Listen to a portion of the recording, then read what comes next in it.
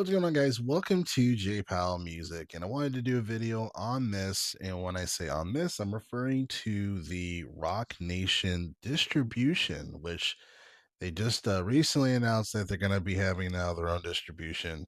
And some folks are excited about it, but then also there's a lot of smoke online talking about basically how it's a bad deal. Russ, for instance, artist producer, said that it's not worth it.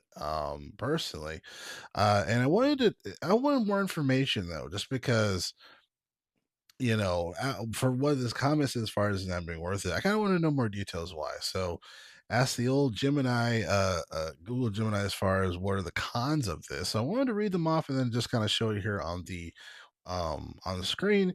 So it says here, as far as for the overview, primary cons of the joining the Rock Nation distribution for an independent artist center on the long-term exclusive nature of the agreement, revenue share model that may be less favorable than other distributors, and a lack of control over your artist's availability and contract termination. And we're going to go over these specific articles within the terms of agreement so we know what we're really looking at here. Because, for instance, I was using DistroKid for quite some time, but I felt like I wasn't really getting a whole lot out of DistroKid, just because, for one, there's a lot of backdoor different fees and whatnot, especially when you cast out your balances. Um, and things just didn't seem to add up. I feel like they were adding on more fees just to really drive down the amount that you would actually get. And I ended up canceling DistroKid, to be honest with you. They took the music off. I'm like, that's fine. I don't, this isn't really worth it to me, in my opinion. So that's why I'm doing this video for the Rock Nation distribution. So, continuing on here with the specific sections within the agreement, under the contractual and financial cons, well, I guess that's the title that AI set, not necessarily the terms of agreement, the cons of the user agreement. But it says here, nonetheless, it says contractual and financial cons. It says long term exclusive rights. You grant Rock Nation broad exclusive rights to your music for an indefinite period. Unlike standard DIY distributors where you can typically remove your music and cancel your account anytime, with Rock Nation, your music can remain on digital streaming platforms, DSPs, for as long as their agreements as those DSPs last, which could be years or forever. So that is actually a really big thing that separates this from DistroKid, where typically the artist will have the ability to remove and cancel, the contract or what have you, as far as for working with that distributor anytime.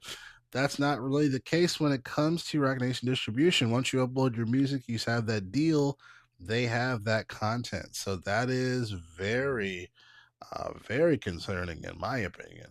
Um, More on this, it says inability to terminate the agreement. It says while Rock Nation retains the right to terminate the agreement with an artist at any time, the artist does not have the same reciprocal right. You are essentially locked in once your music is uploaded. Um, Pretty concerning there. Continuing on, it says percentage based commission. It says 85-15 split. It says Rock Nation takes a 15% commission from the gross revenue, and you receive 85% of the net profits. It says this differs from any independent distributors like DistroKid or TuneCore that can charge an annual flat fee and allow the artist to keep 100% of the royalties. For a successful artist, paying 15% just to press upload can be significantly more expensive.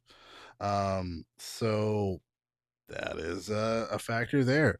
Continuing on, talking about hitting costs, this is any additional services described as perks, such as playlisting or promotion, may have their expenses deducted from the artist's 85% share of net profits, a practice common in traditional major label deals. So if you're trying to push your music, if you're trying to put it on different playlists or what have you, really put it through the algorithms, if you will, them having control over that, of course, that'll be an additional cost. Continuing on, it says service and support cons. It's not a DIY platform, not a true DIY platform. So it is not an open self-service platform for just anyone to sign up, upload music. It is a more curated, selective, and often requiring an invitation or industry connection. So it's not like DistroKid where you can just sign in, upload your stuff. It's going to be more of a process where they have control over that.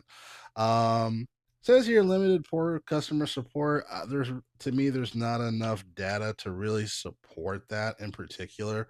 I think it's just listing off random stuff here at this point, so I won't hold that against Rocnation distribution just because I feel like it's too new to really identify that. Um, it says here lack of control over monetization. It says the contract language is reportedly written in a way that may release Rocnation from claims. If issues arise, making it difficult for an artist to sue them for potential mismanagement of their earnings or account issues. So having that smokescreen is going to kind of prevent them or benefit them in that particular regard. And then also it says here no guaranteed placements or marketing push. It says the service primarily offers distribution analytics. It does not inherent guarantee editorial placements such as major DSPs like Spotify or Apple Music, a common misconception among new artists drawn in by the brand name. So just because it is Rock Nation distribution, it doesn't mean they're going to put you at the top of the list. You're not going to be able to see your artist name, just because you take a look at it there. Yeah, so those are some of the, and then the last thing here says highly recommended for any artist to consider a deal with Rock Nation or any distributor to consult with a qualified entertainment lawyer to understand the full implications of a contract before signing. So that's definitely just kind of like the layman's terms. Like you should have a, if you're really trying to push your music to the next level, if you're really trying to get to that point where you're going to be having those type of monetization costs with, some higher ups, whatnot, you want to be able to protect yourself from a legal standpoint and also just kind of protect your rights and the music that you create. So having an entertainment lawyer considering that is going to be an obvious thing to do. While any type of lure is going to be incredibly expensive. If it is worth it to you, as far as for really going the distance, especially in 2025, where I feel like it's a lot harder to get on now than it was before. Uh, consider an entertainment lure if you really want to take this seriously. So, very interesting. What are your thoughts? Let me know in the comments. Again, J Powell Music. Thanks for watching. I'll catch you guys next video. Thanks a lot.